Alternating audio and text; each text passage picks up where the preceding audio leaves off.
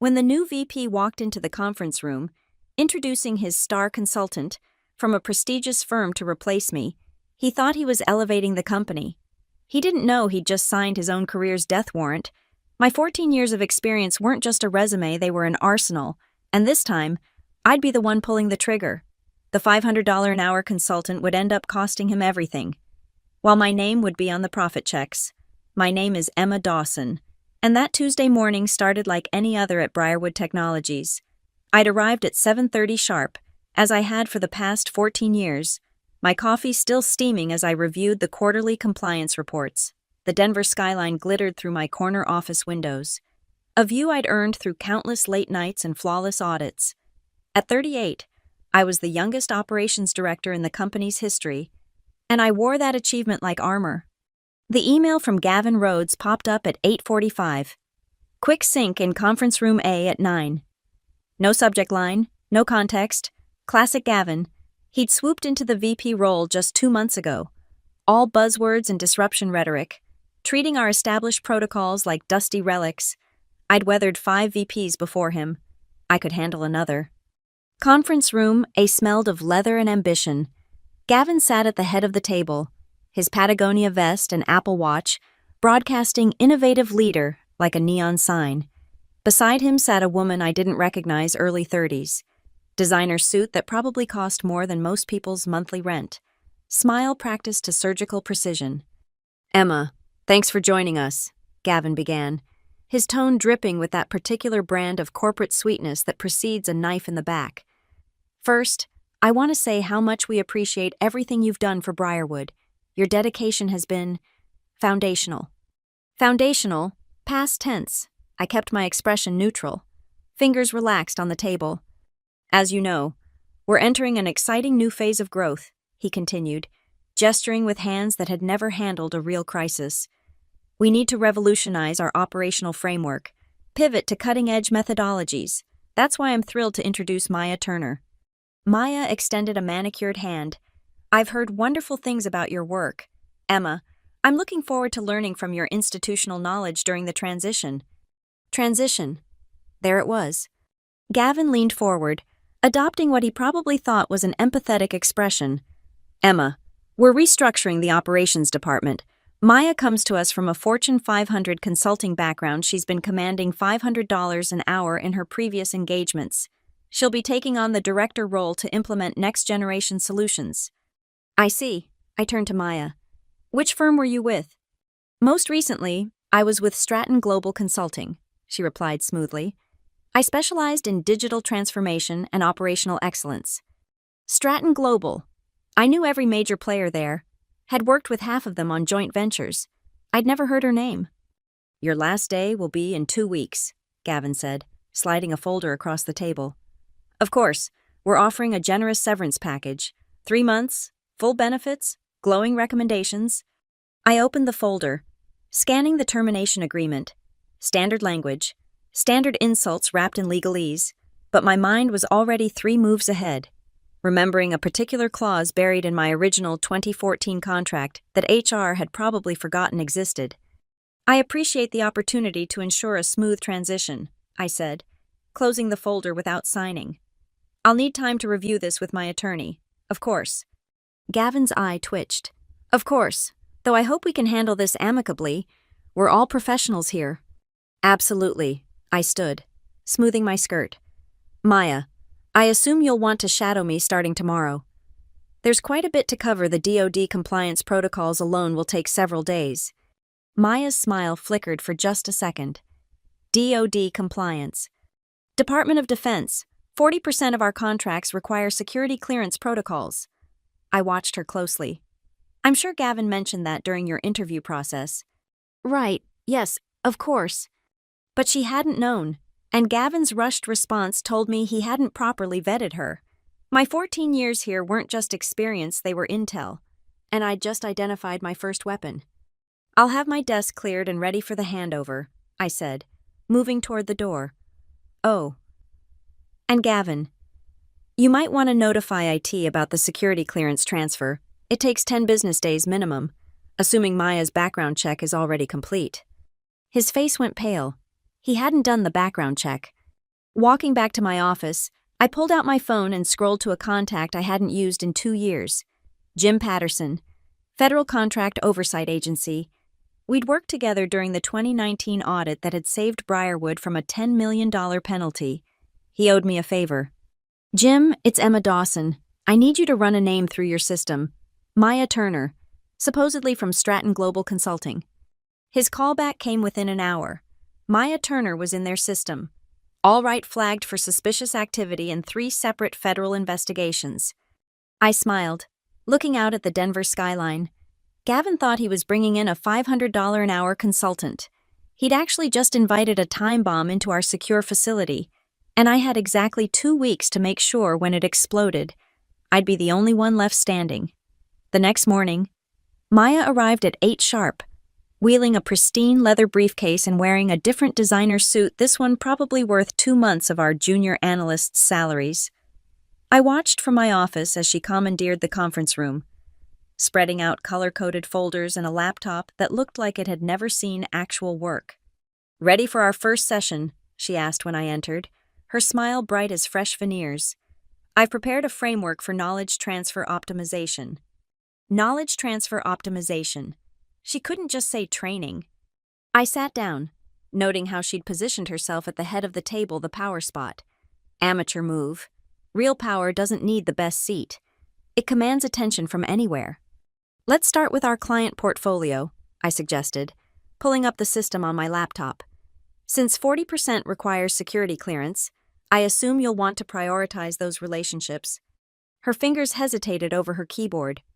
"Actually, let's begin with the standard commercial accounts. Build up to the complex ones." "Sure," I opened our CRM, watching her eyes. "This is our proprietary tracking system. We custom-built it in 2018 when the off-the-shelf solutions couldn't handle our compliance requirements." "Proprietary." She leaned forward, and I caught something hungry in her expression. "That must be valuable IP." "Invaluable. It saved us roughly $3 million annually in avoided penalties." I clicked through screens, deliberately fast. "See this algorithm here? It predicts audit flags before they happen." She was recording our session on her phone. She hadn't asked permission. "Maya, our security policy prohibits recording without written authorization from legal." "Oh, this is just for my personal notes." She didn't stop recording. "I'm afraid I'll need you to delete that and submit a formal request." I kept my tone pleasant, professional. "Federal compliance. You understand?" Her jaw tightened, but she stopped recording, or at least made a show of it. The phone remained positioned at an angle where the camera could still capture my screen. Over the next 2 hours, I watched her fumble through basic questions that any legitimate operations consultant would navigate blindfolded. She didn't know the difference between SOC2 and ISO 27001 compliance. She confused Sarbanes-Oxley with GDPR. When I mentioned our aita requirements, she nodded knowingly and asked if that was the new European regulation. International Traffic and Arms Regulations, European. My 12-year-old nephew would know better. "Gavin mentioned you specialized in defense contracting at Stratton," I probed, pulling up a complex munitions supply chain diagram. "This must be familiar territory." "Absolutely." She studied the screen with the intensity of someone trying to memorize a foreign language. "Though every company has its unique implementation." "What was your largest DoD contract value at Stratton?" She shifted in her seat. "Client confidentiality prevents me from discussing specific numbers." "Of course, but surely you can share which defense programs you supported. I mean, those are public record." "Various programs, mostly classified." "Classified. The universal excuse of frauds and wannabes." Real cleared contractors knew exactly what they could and couldn't discuss. At lunch, I made a point of eating in the executive break room, where Gavin held court with his imported leadership team, 3 other recent hires who spoke in TED Talk soundbites and treated our senior engineers like furniture. "Maya's incredible," Gavin was saying, stabbing at his $13 salad. "The fresh perspective she's bringing is exactly what we needed.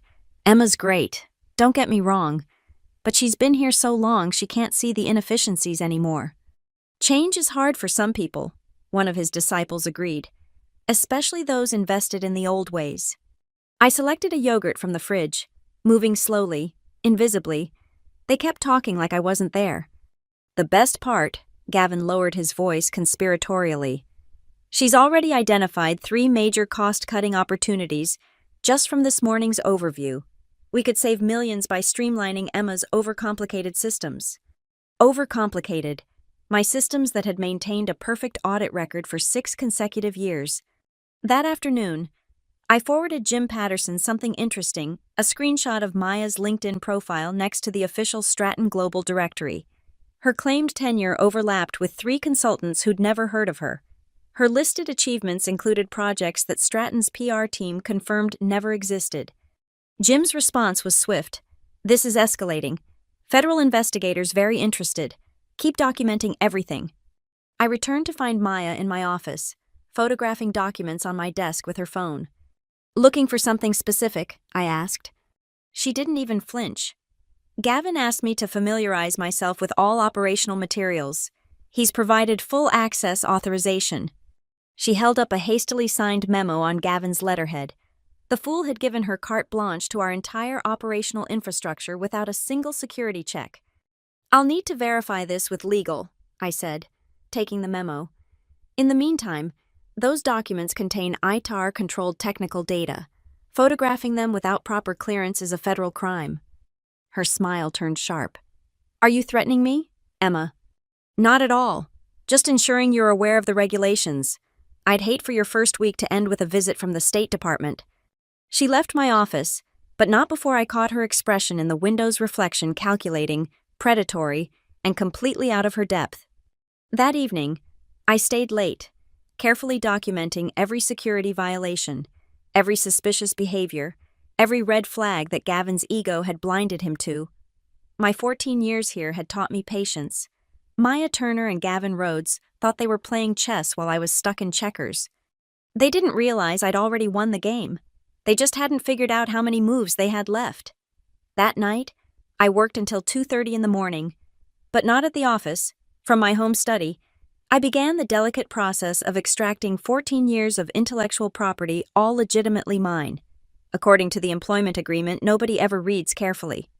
Every custom report I'd built, every client relationship matrix, every audit prevention protocol, I pulled them from the servers. Leaving behind functional but hollow shells, the systems would still run. Technically, like a car with sugar in the gas tank, they'd move just enough to seem operational before grinding to a halt. The reports would generate, but without my optimization algorithms, they'd take 8 hours instead of 30 minutes. The compliance checkers would flag everything as review required instead of intelligently filtering real issues. The client dashboard would display data, but without the predictive analytics that kept our biggest accounts happy. I wasn't sabotaging anything. I was simply reclaiming what I'd built on my own time, with my own expertise, never formally transferred to company property. The distinction would matter when the lawyers got involved. Thursday morning, I arrived to find chaos. Maya stood in the server room with 2 IT technicians, demanding administrator access to our secure systems. "This is ridiculous," she was saying. "Gavin authorized full access. I need these permissions to do my job." "Ma'am, you need security clearance first." Tony, our senior IT specialist, held firm. "That's federal law. I could go to prison for giving you access without proper vetting." "Then get Emma. She can authorize it." Tony caught my eye over Maya's shoulder. We'd worked together for 8 years. He knew exactly what was happening. "Maya's right," I said smoothly. "I can provide temporary access to non-classified systems while her clearance processes." I turned to Tony. "Please set her up with Level 1 permissions." Maya's face reddened. "Level 1. That's intern-level access. It's the highest I can grant without completed background checks.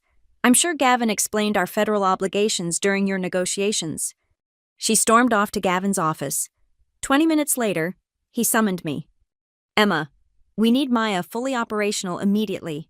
He stood behind his desk, trying to project authority. "Override the security protocols." "I'd love to help, Gavin, but that would violate our federal contracts. The penalties start at $10 million and include potential imprisonment." I placed a printed copy of the relevant regulations on his desk. "Of course, as VP, you have the authority to override me. You just need to document that decision in writing for the audit trail. His face went through several shades of purple. This is why we need fresh thinking. You're so mired in bureaucracy. I'm protecting the company from federal prosecution. I kept my voice steady. But if you'd like to assume that liability personally, I'll need it in writing by end of business today. He dismissed me without committing to anything. Perfect. That afternoon, I had coffee with Patricia, our chief security officer. We'd been friends since she joined 5 years ago, bonding over our shared frustration with executives who thought rules were suggestions. Something's off about our new consultant, Patricia said, stirring her latte. Her background check is interesting. Oh. 3 different social security numbers associated with her name, previous addresses that don't exist, employment history that changes depending on which database you check. I sipped my coffee carefully. Have you reported this to Gavin? Sent him a memo yesterday. He replied that I should stop creating roadblocks to innovation. You should probably document that response, for your own protection. Patricia smiled grimly. Already did. Also sent copies to legal and the board's audit committee, just to be thorough. Friday was when the extraction hit high gear. I spent the morning training Maya on our client management system, showing her exactly enough to be dangerous. She took copious notes, clearly planning to rebuild everything I was showing her. This seems unnecessarily complex, she said, frowning at a compliance workflow that had taken 3 years to perfect. We could simplify this significantly. Absolutely, I agreed. Of course, any changes would need to be approved by our federal oversight board. That process usually takes 6 to 8 months. She made a note. Eliminate unnecessary approval processes. I almost felt sorry for her, almost. That afternoon, I cleaned out my office, boxing up personal items while leaving behind just enough to maintain appearances. My assistant, Jennifer, watched with knowing eyes. The new director seems... She paused, choosing words carefully. Ambitious. She's certainly that.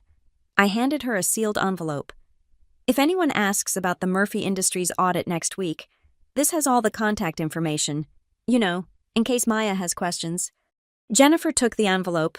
We both knew Maya would fail that audit spectacularly. The Murphy family had worked with me personally for a decade. They didn't tolerate strangers, especially ones who couldn't answer basic compliance questions. As I carried out my first box, I passed the conference room where Gavin was holding court with Maya and his imported leadership team. Through the glass, I could see him gesturing enthusiastically at a whiteboard covered in buzzwords and arrows pointing nowhere. Disruption, I heard him say. Complete transformation. We're going to show everyone what modern operations look like.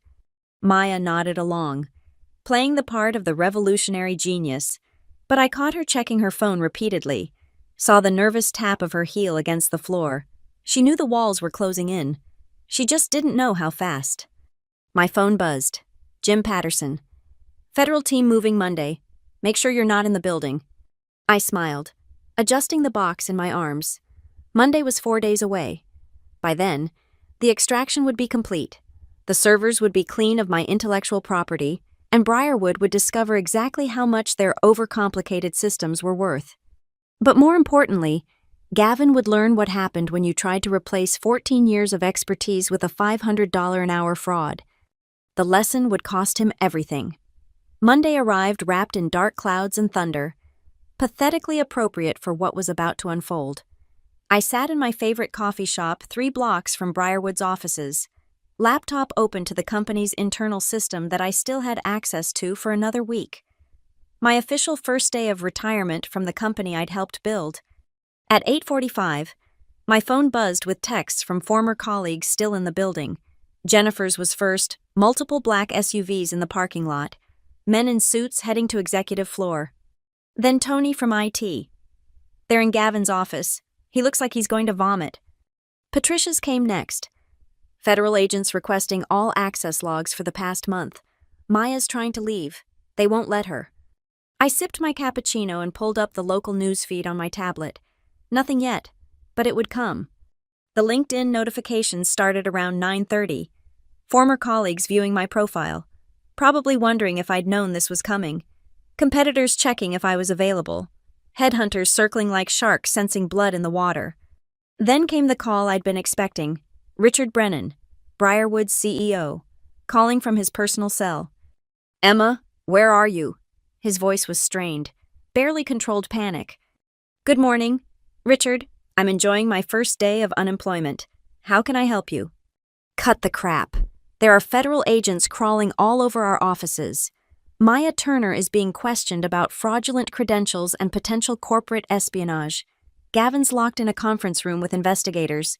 What the hell is happening?" "I wouldn't know. Richard, I was terminated last week. Remember, replaced by a $500 an hour consultant with superior qualifications." Silence. Then, "What did you know?" "I expressed concerns about proper vetting and security clearances. Gavin overruled me. It's all documented in the emails I sent to legal and the board's audit committee." I paused, letting that sink in. "You did receive those, didn't you?" More silence. He hadn't. Gavin had probably intercepted them. "The Murphy Industries audit is this afternoon," Richard said, changing tactics. "They're threatening to pull their entire contract if you're not there." "That's unfortunate. Maya should have all my notes from our extensive training sessions." "Maya's currently in federal custody, Emma." "Oh dear. We need you back, immediately. Whatever Gavin offered for severance, I'll double it to return." "I'm afraid that ship has sailed, Richard, but if you'd like to discuss a consulting arrangement, my rate is $1,000 an hour." He actually choked. "That's twice what Maya was supposedly getting." "Yes, but I'm actually qualified. And currently, your operations are hemorrhaging, what, $300,000 a day? The Murphy contract alone is worth $40 million annually." "This is extortion." "This is market rate for emergency remediation." "Oh, and Richard, you might want to check your systems. I heard they're running a bit slowly today." They were running more than slowly, without my optimization protocols. The morning reports that usually generated by 9 were still processing. The client dashboards were timing out. The compliance system was flagging everything, creating a backlog that would take weeks to clear manually. By noon, the local business journal had the story, "Federal agents raid Briarwood Technologies. Consultant arrested in fraud investigation." The article was sparse on details but rich in speculation. Stock price dropped 12% in an hour. My phone rang again. Patricia this time. "Emma, it's chaos here. The feds have seized Maya's devices and found classified client data she'd photographed. She never had clearance to access it. They're talking about corporate espionage charges." "How unfortunate. And Gavin?" "Being questioned about his hiring practices. Turns out he never ran a background check, never verified her credentials, gave her unprecedented access without following any protocols. The board is meeting an emergency session." I pulled up my 2014 employment contract on my laptop, scrolling to Section 15, Subsection C. "In the event that operational capacity is diminished by more than 30% within 30 days of employee's departure due to inadequate succession planning, emergency remediation compensation shall be triggered at 3x the standard severance rate." The lawyers had insisted that clause was unnecessary. I'd insisted otherwise. 14 years of foresight was about to pay off. At 2:15, Richard called again. "The Murphy audit failed catastrophically. They're pulling the contract. 3 other major clients are threatening to follow. The board has lost confidence in Gavin's leadership." "I'm sorry to hear that." "Emma, please, we need you back." "I'll need a few things in writing first. Full reinstatement at executive vice president level, reporting directly to you. Gavin's entire imported team gone by end of business today. Tony promoted to CTO. Patricia to chief compliance officer. Jennifer to operations manager. That's..." "And my consulting rate for the next 30 days while we stabilize operations. After that, we can discuss permanent compensation. $1,000 an hour is..." "Oh, Richard, that was this morning's rate. Given the deteriorating situation, it's now $1,500. He swore creatively. "The board will never approve that." "Then I suggest you calculate how much you'll lose when the other federal contractors pull out. Hamilton Defense alone is worth $60 million annually. They called me an hour ago asking if I was available to consult for them."